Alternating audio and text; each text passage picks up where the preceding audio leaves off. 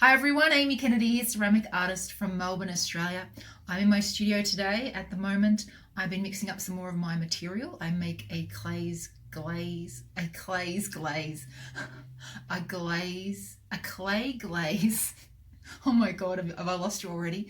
A clay glaze type material that I make my forms with, and I mix it up and then I put it out on these plaster bats. I've got 4 plaster bats so that they absorb the water and I can have a more plastic body to work with.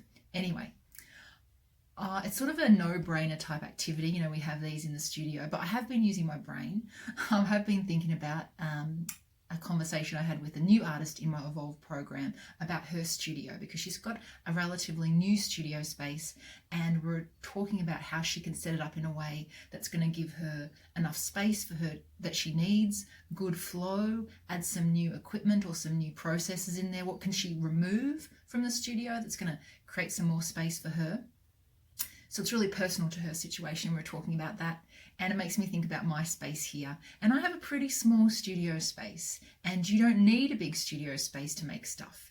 And you don't even need running water in your studio to make stuff. I haven't had, since my studies, never had running water in my studio. I have a garden tap outside, I fill up a bucket and I bring it in. So you don't need all the bells and whistles, and I think this might be a good reminder that, you know, that can maybe stop us to think we need everything, but you can do a lot, and many people have done a lot with little.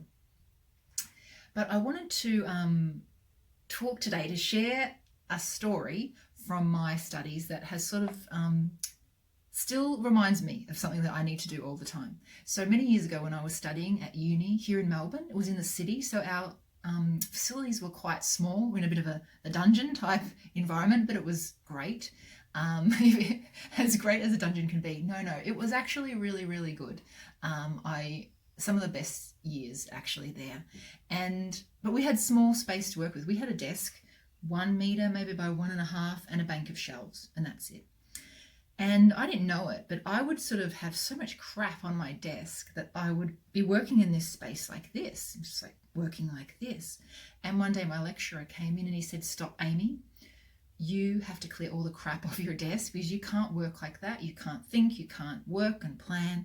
So clear it all off." And I thought, yeah, gee, that's a good idea. I hadn't really thought about it because I just had my blinders on and I was just working and thinking. And I did it, and it felt really good. And I did it the other day here because I again felt all the stuff hemming me in again. And this is a small thing that you can do to just reset, make yourself feel better, make yourself realize there's a little bit more space around you. So my challenge to you this weekend, whatever your workspace is, if you have a studio, maybe you don't have access to your studio and you're working on a table in your kitchen, or you're working outside, or you just have a chair, a rocking chair, maybe with a stable table that you're working on, or it's in the garage or the shed, whatever it is. You know, what is one small adjustment, one positive change that I could make that's going to help me, just be more happy, or have a better studio flow, or make my life easier having that thing there. And some examples, of course, that I want to share are the clearing of the desk. It makes a huge psychological impact. I wonder if there's studies about this, clear desk. To do that.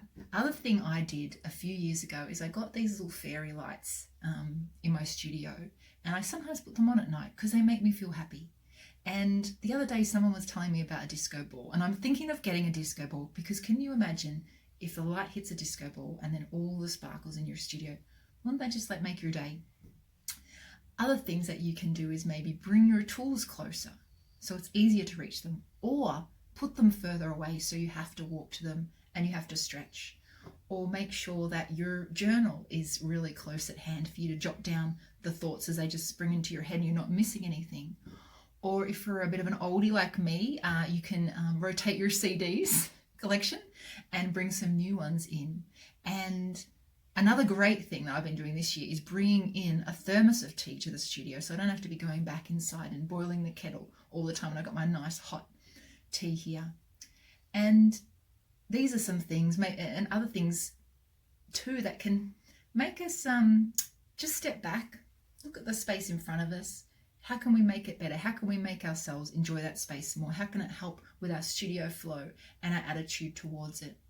So I hope that's useful for you. And if you do have a disco ball in your studio, please send me a picture. I would love to know that before I invest. And have a great weekend. I hope this is useful, and I will see you next week. Take care.